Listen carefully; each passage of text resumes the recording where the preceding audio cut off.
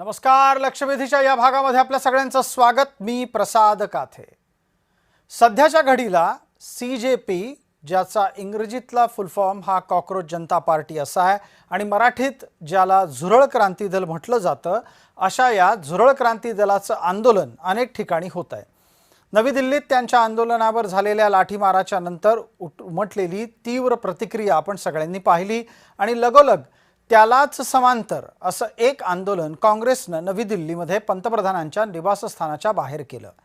जे काही राहुल गांधींनी स्वतंत्रपणे नवी दिल्लीत केलं त्यापेक्षा ठाकरेंनी मुंबईमध्ये याच झुरळांच्या सोबत जात आपलं आंदोलन आणि आपलं अस्तित्व दाखवण्याचा प्रयत्न केला.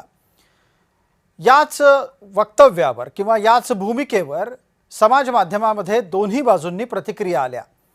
वाघ झुरळांच्या सोबत गेला आणि झुरळांच्या मदतीला धावला इथपासून ते ठाकरे बंधू हेच भविष्यात येणाऱ्या तरुणाईचं नेतृत्व करण्यासाठी सक्षम आहेत इथपर्यंतच्या प्रतिक्रिया पाहायला मिळाल्या. पण ही सगळी चर्चा यासाठी गरजेची आहे कारण जर इतकं मोठं आंदोलन झालं नसतं आणि विरोधक त्याद्वारे सक्रिय होताना दिसले नसते तर कदाचित नरेंद्र मोदी सरकारनं या आंदोलनाची दखल घेतली सुद्धा नसती. यापूर्वीही कृषी विषयक मुद्द्यांवर शेतकऱ्यांच्या आंदोलनाच्या निमित्तानं कुठल्याही मंत्र्याचा राजीनामा झाला नाही. पण या झुरळांच्या आंदोलनाच्या निमित्तानं मात्र केंद्रीय शिक्षण मंत्र्यांना आपलं पद सोडावं लागलं आणि एक हंगामी शिक्षण मंत्री भारताला मिळाले आहेत. विरोधक अशा आंदोलनाच्या माध्यमातून सरकारला नाकीनऊ आणण्याच्यासाठी आपल्याकडे नसलेली शक्ती मिळवत आहेत का, हा आजच्या लक्षवेधीतला महत्त्वाचा मुद्दा. म्हणूनच आपण प्रश्न विचारतोय की विरोधकांना आणि खास करून ठाकरेंनाही झुरळ संजीवनी मिळाली आहे का. या चर्चेत आपल्यासोबत असलेल्या मान्यवरांचा मी आपल्याला पटकन आता परिचय करून देतो. या सर्व मान्यवरांना एक नम्र विनंती आहे, आपण पूर्ण वेळ TV स्क्रीनवर दिसणार आहात तेव्हा कृपया समोर पाहत राहा आणि आपला ऑडिओ व्हिडिओ नीट राहील याची काळजी घ्या. भारतीय जनता पार्टीच्याकडून समीर बाकरे या चर्चेत आहेत. आपल्यासोबत काँग्रेसचे प्रवक्ता प्रतिनिधी म्हणून हनुमंतराव पवार आहेत आणि आपल्यासोबत शरद पवार गटाच्या राष्ट्रवादीचे विकासराव लवांडे आहेत. या चर्चेची सुरुवात स्वाभाविकरित्या पटकन मला काँग्रेसकडून करायची आहे आणि काँग्रेसच्या प्रवक्त्यांना माझा थेट प्रश्न हाच असेल की गेले कित्येक दिवस ज्या पद्धतीनं राहुल गांधी भारतात असतात नसतात, आंदोलनाच्या निमित्तानं सुद्धा आत्ता दिल्लीतलं आंदोलन ज्या वेळेला सुरू होतं तेव्हाही ते भारतात नव्हते, यास राहुल गांधींना आत्ताच्या झुरळ क्रांती दलाच्या आंदोलनामुळे संजीवनी मिळाली आहे, हा दावा मान्य कराल का? प्रसादजी, जंतर मंतरवरच्या आंदोलनामध्ये मी सहभागी झालो होतो. या देशातल्या विद्यार्थ्यांना अमित शहाच्या पोलिसांनी ज्या दिवशी मारून काढलं त्याच्या दुसऱ्या दिवशी आम्ही विद्यार्थ्यांच्या बाजूने तिथं पोहोचलो. मी तुम्हाला खूप शोधलं. तुम्ही विद्यार्थ्यांचा आवाज दाखवण्यासाठी तिथं असायला पाहिजे होतं. माझी लाडीक तक्रार आहे तुमच्याविषयी. तुम्ही तिथं का आले नाही? जर तुम्ही तिथं आले असते तर तुम्हाला या देशातल्या तरुणांचा आवाज आणखी जवळून अनुभवता पाहता आला असता, त्याची मजा तुम्हाला चखता आली असती. अगदी. हनुमंतराव आमचा प्रतिनिधी तिथे होता, त्या निमित्तानं मीच तिथे होतो असं समजा आणि आपण आपलं म्हणणं पुढे पूर्ण द्या. हरकत नाही, मी मान्य करतो तुमचा उत्तर. राहुलजी गांधी या देशामध्ये शेतकऱ्यांना ज्यावेळेस 3 काळे कृषी कायदे लादण्याचा प्रयत्न झाला त्यावेळेस राहुलजी शेतकऱ्यांसोबत उभे राहिले. 3 काळे कृषी कायदे मागे घ्यावे लागले. कृषी कायद्याच्या आंदोलनाच्या वेळेस कुण्या मंत्र्याच्या राजीनाम्याची मागणी नव्हती, तर 3 काळे कायदे जे मोदीजींनी थोपले होते ते मागे घ्यायची मागणी होती. ती सरकारला नाविलाजानं वर्षभराच्या आंदोलनानंतर मागे घ्यावी लागली. राहुलजींचा, काँग्रेसचा, शेतकऱ्यांचा तो विजय होता. NRC CAA बिल विरोधकांचं म्हणणं न ऐकता या देशामधल्या अल्पसंख्याकांना, आदिवासींना या देशाचं नागरिकच ठरवायचं नाही असं एक षडयंत्र आखलं होतं. नरेंद्र मोदींना काँग्रेसच्या विरोधकाच्या आंदोलनामुळे मागे घ्यावं लागलं. पण हनुमंतराव, आता आपण ज्या मुद्द्यावर बोलतो आहोत त्यात झुरळ क्रांती दलाच्या आंदोलनाच्या निमित्तानं तुम्हाला पुन्हा एकदा अग्रेसिव्हली, आक्रमकरित्या पुढे याची संधी मिळाली आहे का? कारण हे सरकार आल्यापासून तशा पद्धतीनं परिणामकारक आंदोलनाची वाट काँग्रेसही पाहत होती असं दिसतं. काँग्रेस या देशामधला जो आवाज सरकार दाबायचा प्रयत्न करेल त्याच्यासोबत उभी आहे. मग शेतकऱ्यांचं उदाहरण सांगितलं, बर. मग NRC-CA चं उदाहरण सांगितलं, मग व्यापाऱ्यांचं उदाहरण सांगितलं. GST लावून व्यापाऱ्यांना लुटायची संधी नरेंद्र मोदी सरकार आखत होतं. या सगळ्यांच्या विरोधामध्ये काँग्रेस पक्ष उभा आहे, राहुलजी उभे आहेत. आणि नरेंद्र मोदी साहेबांना जे भारतात मिळतं फुकटात, ते जर नरेंद्र मोदी साहेबांना परदेशात जाऊन मिळवायची संधी असेल तर तिकडेही मोदी साहेबांनी घेतलेली आहे. राहुलजी गांधी परदेशात जातात अशी प्रस्तावना देताना नरेंद्र मोदींनी परदेशात केलेल्या दौऱ्याचा हिशोब गोदी मीडिया म्हणून तुम्हाला द्यावा लागेल. तुम्हाला गोदी मीडिया काँग्रेस म्हटल्याशिवाय होता, चर्चेला कदाचित संसदेमध्ये पूर्णत्व येणार नाही असं वाटत असेल. नरेंद्र मोदी पंतप्रधान या नात्यानं परदेशात जात असतात, राहुल गांधी काय नात्यानं जातात याची एक स्वतंत्र चर्चा पूर्ण अर्धा तास आपण कधीतरी करू. आंदोलनाच्या दिवसांमध्ये ते भारतात नव्हते हे समोर आलेलं आहे. समीर भाकरे आपल्या सोबत आहेत. हनुमंतराव, तुमच्या आक्षेपांना समीर भाकरे उत्तर देतील, प्रतिवाद करतील. समीरजी, आपण समोर बघायचंय पूर्ण वेळ. आत्ताच्या घडीला काँग्रेसचं असं म्हणणं आहे की त्यांना काही अशा कुठल्या त्रयस्थ शक्तीची गरज नाही, ते स्वयंस्फूर्त आहेत आणि अत्यंत स्वयंप्रकाशी सुद्धा आहेत. आणि म्हणून झुरळांच्या आंदोलनाचा त्यांना लाभ नाही झालाय, तर उलट त्यांनी त्यांच्या पद्धतीनं या आंदोलनाला अधिक व्यापक केलंय. तुम्हाला वाटतं हे खरं असावं? बघा प्रसादजी, कसं आहे, जे झुरळ पार्टीचं आंदोलन सुरू झालं त्याच्यानंतर बरेच दिवसांनी राहुल गांधींना असं लक्षात आलं की बाबा हे आंदोलन जे आहे ते तर आता आम्हाला अटेन्शन मिळत नाहीये. तर जेनझीच्या भाषेत त्यांना एक प्रकारचा फोमो झाला, म्हणून त्यांनी पंतप्रधान मोदीजींच्या घरासमोर आंदोलन करण्याचा प्रयत्न केला. पण तोपर्यंत बरीच वेळ निघून गेली होती. आणि मग प्रसादजी, कसं आहे, आज तुम्ही महाराष्ट्रातले 4 विरोधी पक्ष आहेत, आज त्यांचं तुम्ही जर वर्तन बघाल तर काय असतं. एक तर काँग्रेस पार्टीचे जे प्रदेशाध्यक्ष आहेत ते फक्त देवेंद्रजींवर पर्सनल टीका करतात. तिकडे उभाटा गटाचे संजय राऊत रोज सकाळी उठून काहीतरी नवीन विषयाला वाचा फोडण्याचा प्रयत्न करतात. तिसरं आहे शरद पवार गट जे आहे त्यांचे रोहित पवार जे आहे ते रोज सनसनाटी फैलवण्याचा प्रयत्न करतात. आणि मनसेचं तर तुम्हाला माहिती आहे. त्याच्यामुळे कसं आहे, जनतेची विश्वासार्हता यांच्यावर राहिलेली नाही. आणि म्हणून हे झुरळ पार्टीच्या आंदोलनात स्वतःचं क्रेडिट घेण्याचा प्रयत्न यांचा सुरू आहे. पण मग समीरजी, या आंदोलनाच्या निमित्तानं इतक्या विरोधातली वातावरण निर्मिती व्हावी आणि ती तुम्ही होऊ द्यावी, तुमचा IT सेलही त्यावेळेला काय करत होता असा प्रश्न विचारला तर? बघा प्रसादजी, पहिले तर नीट पेपर फुटी झाली, ती सरकारनेच पुढे आणली आणि आम्हाला ते काही लपवायचं नव्हतं. जर विद्यार्थ्यांचे त्याच्यात काही जेन्युइन प्रश्न आहे तर सरकार त्याच्यासाठी संवाद करायला तयार होती, चर्चा करायला तयार होती. त्याच्यामुळे नॅरेटिव्ह मॅनेजमेंटचा प्रश्न नाहीये, हा विद्यार्थ्यांचा भविष्याचा प्रश्न आहे. मला असं म्हणायचं आहे, जसं संत तुकारामांनी म्हटलं होतं, बोले तैसा चाले त्याची वंदावी पाऊले. मोदीजी जे म्हणतात ते करतात. त्याच्यामुळे विद्यार्थ्यांच्या ज्या समस्या त्यांच्या समोर आल्या, जे प्रॉब्लेम्स आले त्यांनी लगेच टास्क फोर्स बनवली, त्याच्यात कायद्यात सुधारणा करतात आहे. आणि आज मला सांगा, नेतृत्वावरचा जो विश्वास आहे, लोकांना जो विश्वास आहे, ट्रॅक रेकॉर्ड आहे, कन्सिस्टन्सी आहे, त्याच्यामुळे लोकांना माहिती आहे मोदी साहेब म्हणतात तर ते निश्चित करून दाखवतील. आपण पटकन विकास लवांडेंपर्यंत जाऊयात. लवांडे साहेब, ज्या पद्धतीनं काँग्रेसनं या आंदोलनाला पुढे नेण्याचा प्रयत्न केला तसा तुमच्या गटाच्याकडून प्रयत्न झालेला दिसत नाही. रोहित पवार या सगळ्या प्रकरणामध्ये कशा कशा भूमिका मांडताना दिसले आणि रोहित पवार हे आत्ताच्या घडीला, मी जबाबदारीनं सांगेन, विरोधकांमधले अत्यंत सक्रिय आमदार आहेत. पण नीटच्या प्रश्नावर रोहित पवार थेट झुरळांच्या व्यासपीठावर जाऊन व्यक्त झालेले किती वेळा दिसले? पहिली गोष्ट मला तुम्हाला नम्रपणाने सांगायचंय, आपण व्यक्तिशः RSS चे प्रचारक आहात, तुमचं प्रोफाईल वगैरे सगळं आम्ही रोज पाहत असतो. आपण कृपया इथे जर अँकर म्हणून बोलला तर चांगली सुदृढ चर्चा होऊ शकते. नंबर 1.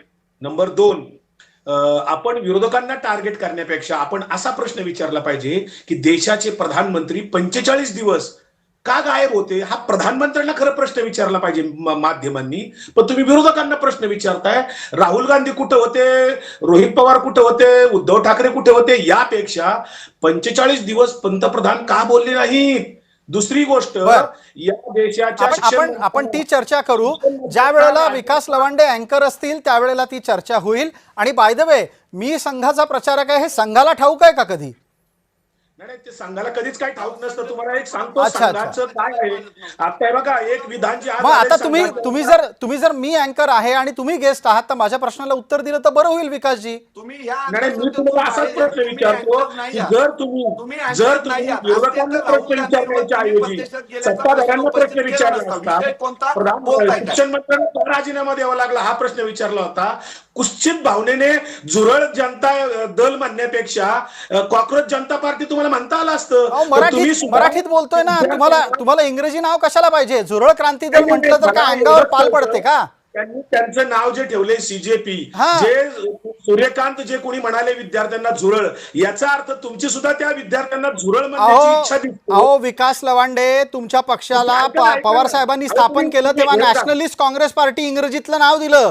तुम्ही महाराष्ट्रात राष्ट्रवादी म्हणून फिरताना मग झुरळ क्रांती दल म्हटलं तर बिघडलं कुठं? तुमच्या पक्षाचं नाव इंग्लिश मध्ये नोंदवलेलं आहे, तुम्ही स्वतःला राष्ट्रवादी म्हणवता. आम्हाला जेव्हा बोलायची वेळ देताय तेव्हा आम्हाला बोलू द्यावं. हा, नाही, तुम्ही असं मध्ये खंडन करायची काही गरज नाही. मी आक्षेप घेतले माझ्या भाषेवरचे, मला भाषेविषयी आत्मीयता असल्यानं बोलावं लागलं.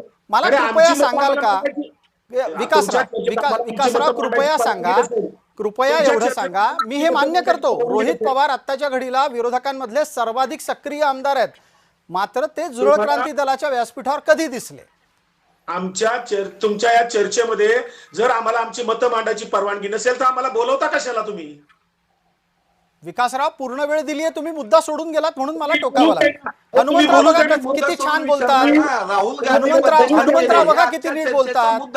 बोलूच द्याय ना, विरोधकासारखे तुटून पडताय तुम्ही आमच्यावर. अहो हनुमंतराव किती नीट बोलतात बघा ना, त्यांना दिलेल्या वेळेत ते नीट मुद्दे मांडतात. तुम्ही पण मांडा की. मला बोलूच द्या ना तुम्ही. जी चला बोला, दिला वेळ दिला. आरएसएसच्या आज आलेल्या आरएसएसच्या प्रचारकाची विधानं मला वाचून दाखवायची आहेत. TG मोहनदास आरएसएसचे प्रचारक आहेत, जबाबदार आहेत, सिनियर आहेत. ते काय म्हणाले आज? आंदोलनाला येणाऱ्या महिलांना सामूहिक बलात्काराने सुद्धा फरक पडत नाही, कारण त्यांना बलात्कार आवडतो. त्यांचं विधान पुढे काय आहे? माझ्या हातात अधिकार असता तर दिल्लीत आंदोलन करणाऱ्या युवकांवर मी गोळ्या झाडल्या असत्या, ते गेल्यानंतर त्यांना रुग्णालयात पोहोचवलं असतं. हे TG मोहनदास नावाच्या आरएसएसच्या कट्टर प्रचारकाचं विधान आज आहे.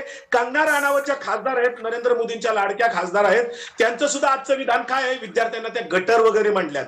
आणि हे सगळी जी विधानं भाजपाच्या प्रवक्त्यांची बघा, आमदार खासदारांची बघा, शिक्षण मंत्र्यांच्या पाठीराख करण्याची मस्तवाल विधानं तुम्ही 15 दिवसातली काढून बघा.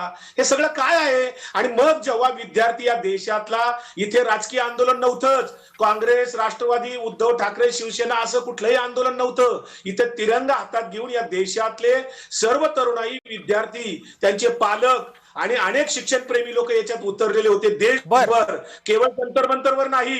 आणि आमच्या जंतर मंतरवरच्या आंदोलनामध्ये सोनम वांगचुक यांच्यासाठी आमच्या सुप्रियाताई सुळे तिथे गेल्या होत्या, रोहित दादा तिथे गेले होते, पवार साहेब तिथे गेले होते. पवार साहेबांनी तो प्रश्न घेऊन विद्यार्थ्यांचा आणि शेतकऱ्यांचा प्रधानमंत्र्यांना भेटले. आम्ही काय केलं? यापेक्षा प्रधानमंत्री 45 दिवस गप्प का होते? शिक्षण मंत्र्याचा राजीनामा शेवटी अखेरीस का द्यावा लागला? निदान याच्यामध्ये कोणाला काय संजीवनी मिळाली? यापेक्षा भारतीय जनता पार्टी या आंदोलनामुळे पूर्णपणे बॅकफूटवर गेलेली आहे.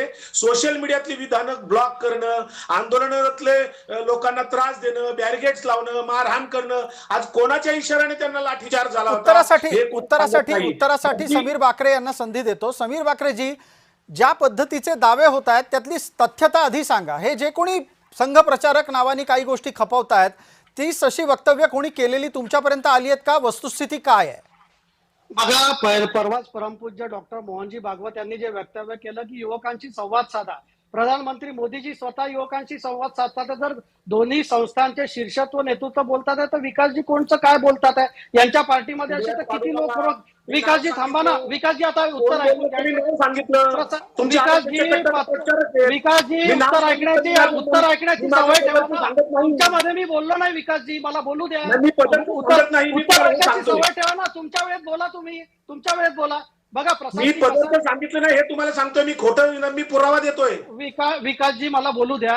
प्रसादजी, सगळ्यात महत्वाचा प्रश्न विरोधकांनी स्वतःला विचारायला पाहिजे की यांच्याबद्दल जनतेत एवढी निराशा काय आहे? यांनी केलेलं कोणतंही आंदोलन का बरं क्लिक नाही होत? कारण काय, त्यांना माहिती आहे यांची कथनी आणि करणीमध्ये फरक आहे. जेव्हा हे म्हणतात की पॉलिटिक्समध्ये मेहनत आणि मेरिटला महत्व पाहिजे आणि यांच्या सगळ्या पार्टीमध्ये त्यांच्या एका परिवाराला संधी मिळते, जेव्हा पाकिस्तानचे असंख्य आतंकवादी हमले भारतावर झाले काँग्रेसच्या वेळेला, त्यांनी काही ऍक्शन नाही घेतली. जेव्हा समीरजी मुद्द्यावर येऊयात थोडं. आता मी पुढचा प्रश्न घेतो, म्हणजे आपल्याला एक नवा मुद्दा चर्चेमध्ये मिळेल. या विरोधकांनी झुरळांच्या मदतीनं आंदोलन पेटवल्यानंतर तुम्ही झुकलात, ही वस्तुस्थिती आहे, स्वीकारायला हवी की नाही? बघा, राजकारणात आणि तुम्हाला असं आहे की जनतेचा जर आवाज तुम्हाला ऐकायचा आहे तर तुम्हाला झुकणं आणि हा प्रश्नच नाहीये ना. जर विद्यार्थ्यांचे काही प्रश्न आणि प्रधानमंत्री मोदीजींनी हा निर्णय घेतला, की आपलं विद्यार्थ्यांचं म्हणणंही ऐकून घ्यायचं आहे. पण बघा प्रसादजी, सगळ्यात महत्वाचा मुद्दा काय, या आंदोलनामागे इथे इतका प्रचंड मोठा राजकीय हेतू आहे, त्याच्यात इतकी अर्वाच्य भाषेत प्रधानमंत्री मोदींना शिव्या दिल्या, हे सगळं बाजूला ठेवून प्रधानमंत्री मोदीजींनी विद्यार्थ्यांशी संवाद साधला, कारण त्यांना असं वाटलं की चला यांचा जो मुद्दा आहे तोही आपल्याला ऐकून पण घ्यायचा पण पण पण पण पण समीरजी याही गोष्टीचा खुलासा करा की मग संवाद साधायला उशीर नाही का झाला? जर हाच नाही. संवाद आधी झाला असता तर कदाचित जो संताप व्यक्त झालाय तो ज्या भाषेत व्यक्त झाला ती योग्य का अयोग्य याची स्वतंत्र चर्चा होईल. पण समीरजी, जर संवादाची पायरी पहिल्यांदाच चढली गेली असती तर हे प्रकरण एवढ्या टोकाला गेलंच नसतं.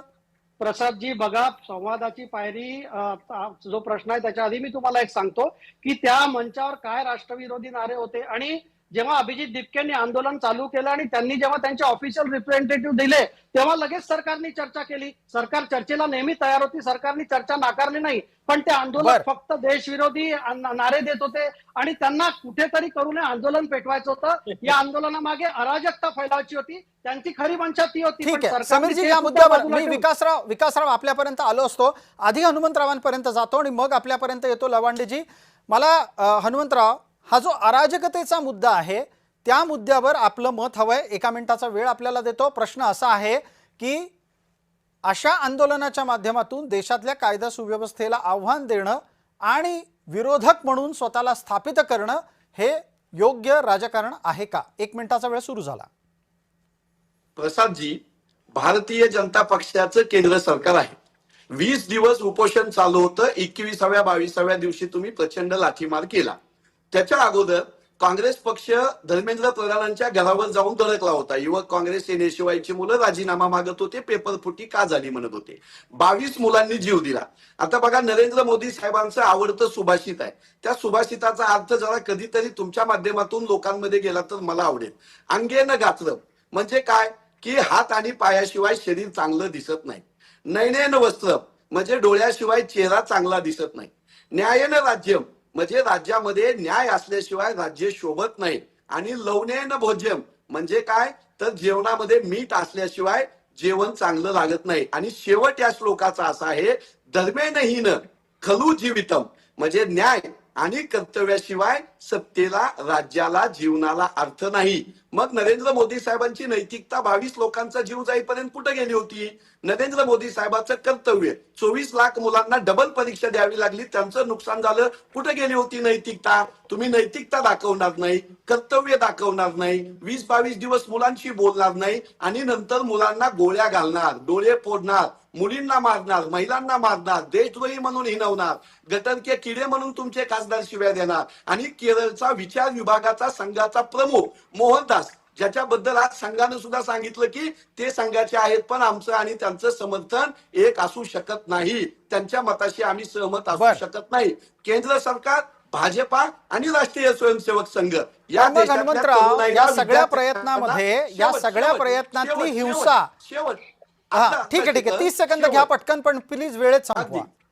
या देशातली राष्ट्रीय स्वयंसेवक संघटना, भारतीय जनता पक्ष आणि केंद्र सरकार मुलांना देशद्रोही म्हणून काय साध्य करू इच्छितात हे भाजपाच्या प्रवक्त्यांनी सांगावं. ठीक आहे, आता समीर वाकरे आपल्यापर्यंत यायचंय. विकासरावांना मी आणखी थोडंसं थांबण्याची विनंती करतो, त्यानंतर 2 प्रश्नांनी त्यांच्यापर्यंत येईनच. समीरजी, अराजकतेच्या माध्यमातून केंद्र सरकारवर दबाव आणण्याची रचलेली रणनीती ज्याची कोणाची असेल ती आत्ता काँग्रेस असो की काँग्रेस सहकारी घटक पक्ष असोत आपल्या शिरावर घ्यायला तयार नाहीत. पण त्याच मार्गाने चाललेल्या आंदोलनातला सहभाग ते टाळूही शकत नाहीत, नाकारूही शकत नाहीत. समीरजी, उत्तर. एक मिनिट, या आंदोलनाला चॅनल अराजक म्हणताय का तुम्ही? संपादक म्हणून या आंदोलनाला अराजक ही भूमिका आहे का तुमची? या आंदोलनातल्या मुलांनी पोलिसांवर हल्ले केलेले आहेत. या आंदोलनातल्या 2,500 पेक्षा जास्त मुलांवरचे गुन्हे हे अत्यंत गंभीर स्वरूपाचे आहेत. पॉस्को पासून, बलात्कारापासून, लूट पासून अनेक गुन्हे सिद्ध झालेले आहेत. अशा 2,500 पेक्षा जास्त लोकांचा सहभाग दिल्लीतल्या आंदोलनात होता. दिल्लीतल्या आंदोलनातली ही असामाजिक तत्व मंडळी कशी आली? प्रसादजी काथे, 5 आंदोलकांवरचे आरोप इथं सिद्ध करा, नाहीतर ह्या आंदोलनाला तुम्ही अराजक म्हणता, याच्याबद्दल माफी मागा. अजिबात नाही. 2,000 पेक्षा अधिक, 2,500 पेक्षा अधिक आरोपी या आंदोलनात कसे उतरले हा प्रश्न आहे. समीरजी उत्तर देत आहेत, तेवढं ऐका. चॅनल अराजक म्हणते का? या आंदोलकाला हनुमंतराव, चॅनल अराजक म्हणते का? तथ्य समोर आलेलं आहे. हे आंदोलन होणार नाही. अराजक तत्वांच्या हे द्वारे आंदोलन पुढे अराजक नेण्याचा आहे, असं प्रयत्न तुमचं झालेला म्हणणं आहे. हनुमानजी ऐका, समीरजी तुमचं बाकरे म्हणणं काय आहे, बोलतात हे एकदा ऐका. आंदोलन हनुमंतराव अराजक आहे असं तुम्ही सांगताय. याच्यावर हनुमानजी एक मिनिट थांबा, मी उत्तर देतोय तुमच्या प्रश्नाचं. म्हणजे मी उत्तर देतो तुमच्यासोबत तुमच्या चर्चा प्रश्नाचं. करायची की नाही हे आम्हाला ठरवता येईल. तुमचं मत हनुमंतराव असू दे, एकदा आमचं काही समीरजींचं म्हणणं उत्तर नाही. ऐका ना. ते फक्त सरकारचे एकदा सांगा, प्रतिनिधी म्हणून आहेत हनुमानजी चर्चेत. हनुमानजी उत्तर तुम्ही ऐका या तुम्ही, मग तुम्ही आंदोलनाला ठरवा. अराजक म्हणून हनुमानजी तुम्ही कसं ठरवा ना, म्हणता? माझ्या उत्तरानंतर तुम्ही या ठरवा. आंदोलकाला मला अराजक माझ्या म्हणून उत्तरानंतर समजताय का? ठरवा ना. तुम्ही बघा, हे आंदोलक अराजक म्हणून समजताय का? हनुमानजी प्रसादजी काते, तुम्हाला हनुमानजी प्रश्न आहे. ऐकून तर घ्या, थोडं ऐकायची सवय ठेवा. तुमची हनुमानजी. भूमिका प्रसादजी सांगा.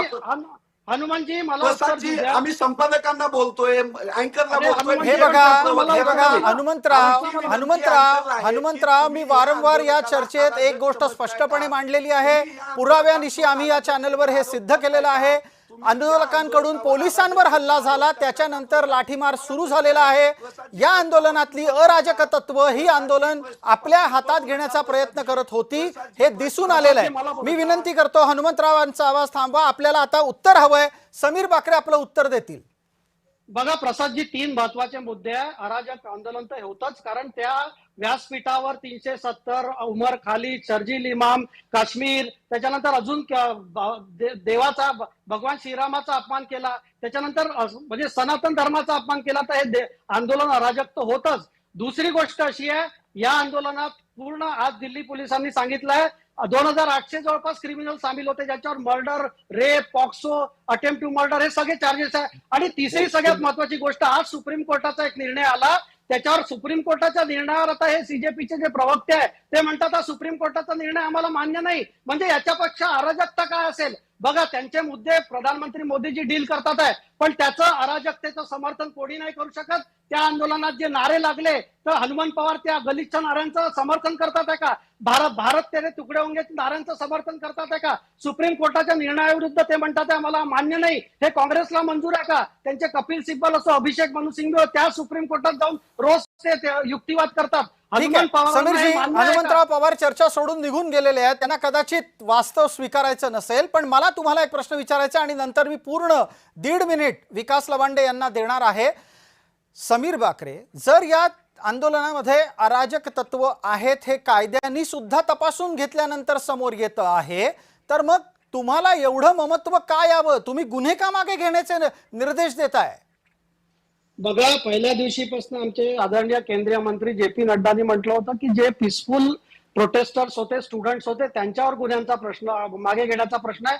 हा काही सरसकट गुन्हे मागे घेण्याचा कोणालाच अधिकार नाही. जर क्रिमिनल ऍक्टिव्हिटी असेल तर हे तर म्हणजे एवढं तर संविधान सगळ्यांनाच माहिती आहे की आज जर जे आपण जे गुन्हे मागे घ्यायचा, जे विद्यार्थी होते, जे आंदोलक होते, ज्यांचा याच्याशी संबंध नाही आहे, ते पीसफुली करत होते, या प्रकारात त्यांच्यावर पण गुन्हे दाखल होतात. अशा प्रकारांमध्ये त्या गुन्ह्यांबद्दल सरकारचं मत होतं. ते विकास लवांडेंपर्यंत जाण्याची वेळ आहे. विकासजी, पूर्ण 90 सेकंद आपल्याला मिळणार आहेत. या अशा आंदोलनाच्या निमित्तानं भविष्यातली विरोधकांची वाटचाल ही भारतीय जनता पार्टीतल्या केंद्रातल्या सरकारला अधिकाधिक लोकाभिमुख करण्याच्यासाठी प्रयत्न करेल असा दावा होतोय.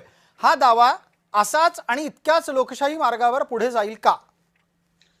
भारतीय जनता पार्टीचे आता जे कोणी प्रवक्ते आहेत, जे बरळत होते, काही अश्लाघ्य बोलत होते, फेकाफेकी करत होते, त्याचा मी निषेध करतो. आणि आपण जे जय महाराष्ट्र चॅनलचं अधिकृतपणे सांगितलं की 2,500 विद्यार्थी बलात्कारी आणि पोक्सो अंतर्गत गुन्हे तिथे त्यांनी केलेले आहेत. त्या 2,500 अहो, तुम्ही आता मध्ये बोल, तुम्ही मी जाऊ का बाहेर? कशाला बोलवता चर्चेला आम्हाला? तुम्ही विरोधकासारखे आमच्या तुटून पडता, आम्हाला बोलायला सांगता परत मध्ये बोलता. विरोधकच बोलतायत, मी नाही बोललेलो आहे. समीर बाकरे बोलतायत तुमच्याशी. तुम्ही बोलू देणार नसेल तर सांगा ना, मी पण लेफ्ट होतो. हनुमंत पवार लेफ्ट झाले, मी पण चर्चेला जातो बाहेर. मी पण चर्चेतून बाहेर जातो. तुमची चर्चा चालू द्या तुमच्या दोघांची. विकास लवांडे, समीर बाकरे बोलतायत तुमच्याशी, प्रसाद काते नाही बोलत आहे. बोललो का?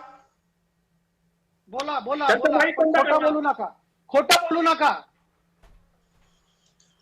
पहिली गोष्ट, हे जर सुप्रीम कोर्टाने सांगत असतील तर सुप्रीम कोर्टाने सांगितलं, सरन्यायाधीशांनी, शांततेत आंदोलन करणे हा प्रत्येक भारतीयांचा घटनात्मक अधिकार आहे.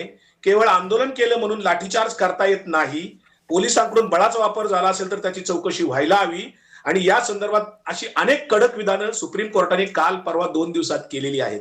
नंबर 2, जय महाराष्ट्र चॅनल जर 2,500 विद्यार्थी तिथं बलात्कार आणि पोक्सो अंतर्गत होते तर त्या 2,500 गुन्हेगारांची नावं जय महाराष्ट्र चॅनलने जाहीरपणे प्रकाशित करावीत, आपल्या माध्यमांच्यावर जाहीरपणे द्यावीत की 2,500 गुन्हेगार कोण आहेत नेमके, त्याची 2,500 लोकांची यादी आम्हाला मिळाली पाहिजे की कोण पोक्सो अंतर्गत आणि बलात्कार गुन्हेगार तिथं होते, ते यादी देण्याची जबाबदारी जय महाराष्ट्र चॅनलची आहे. आणि दुसरा मुद्दा, इथे भारतीय जनता पार्टी किंवा नरेंद्र मोदी म्हणजे भारत नव्हे.